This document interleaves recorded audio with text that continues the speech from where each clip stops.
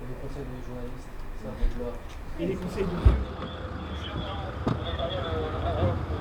Il est là juste. Petite attente, messieurs, dames, petite attente.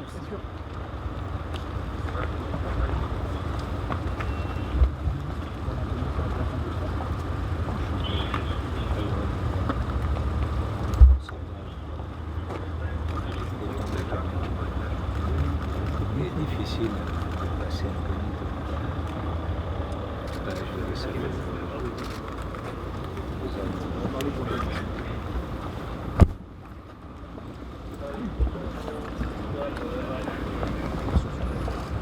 Bonsoir. Bonsoir. Bonsoir.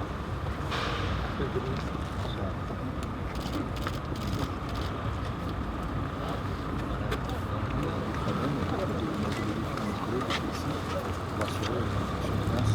Ah oui, d'accord.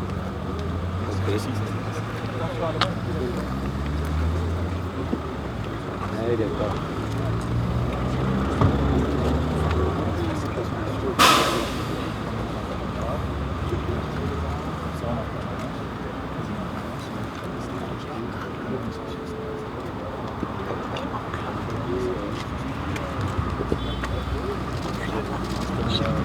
Bon, vous êtes combien? Là, Vous allez dire on a D'accord. mais on a deux autres sections qui sont à proximité proche. Ok. Pour pouvoir éventuellement faire Venir, monter en puissance le dispositif en cas de nécessité. On a une présence graduée Ok. par exemple, en fonction des impératifs. On a resté 3 ou 4 sections, échelon, soit une demi, 3 sections dans le pays. Ok, moi je suis allé voir cet après-midi là, le policier là, qui a été brûlé. Donc, il a un moral, c'est incroyable.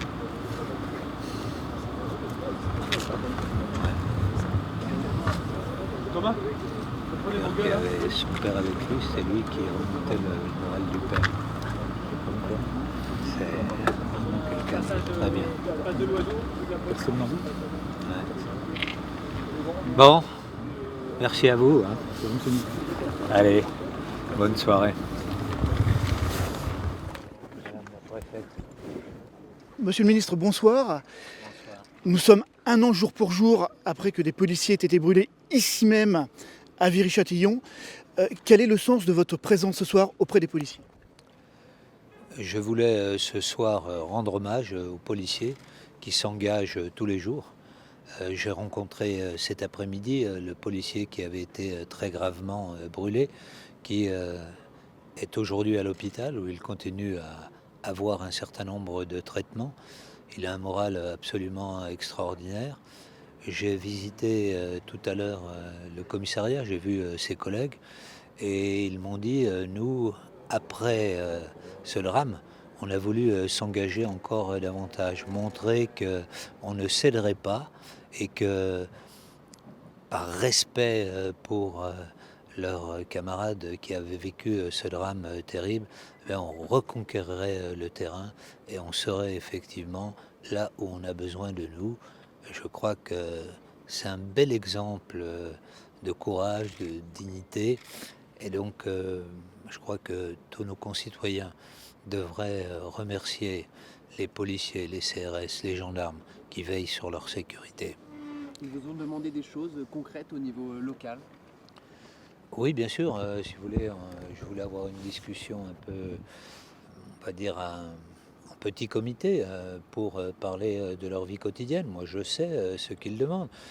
Ils demandent d'abord un certain nombre de moyens matériels, pouvoir bénéficier de voitures qui ne soient pas anciennes, faire en sorte que dans leur bureau, ils puissent avoir plus de matériel, puis aussi faire en sorte que l'on ait une réforme de fond de la procédure pénale, parce qu'aujourd'hui ils ont le sentiment que voilà, ils arrêtent un certain nombre de gens, donc ils sont totalement engagés, puis que derrière les choses ne suivent pas forcément. Donc il convient, comme nous allons le porter avec Madame la garde des Sceaux, de réformer la procédure pénale pour qu'ils puissent davantage s'engager sur le terrain, qu'ils n'aient pas à remplir des papiers sans cesse.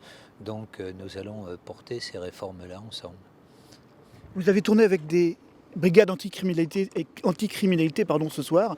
Comment avez-vous apprécié ce contact des policiers sur le terrain? Je pense que c'est assez inédit pour vous d'être sur le terrain au milieu des policiers lors de leurs interventions.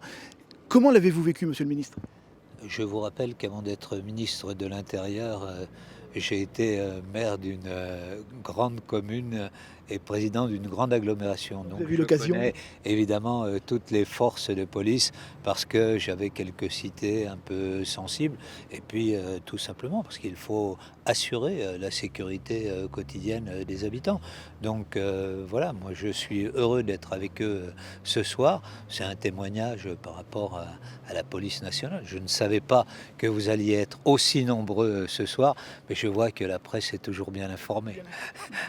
Une émotion particulière d'être sur le lieu des victimes d'il y a un an, sans doute. Oui, bien sûr. Moi, j'étais déjà venu ici il y a environ 7-8 mois parce que je voulais voir, pour en avoir entendu parler par la presse, quel était ce lieu, comment était la Grande Borne, ce qui s'y passait exactement, voir aussi les problèmes d'urbanisme parce qu'il y avait des opérations qui étaient menées pour essayer de désenclaver la Grande Borne. Donc, je voulais m'informer de tout cela et je me retrouve ce soir ici. Évidemment, j'ai une pensée très ému, à la fois pour Monsieur Ruiz que j'ai vu tout à l'heure et puis pour ses collègues qui étaient dans la voiture. Attendez, on va se mettre peut-être aller un peu par là. Bon, désolé pour vous.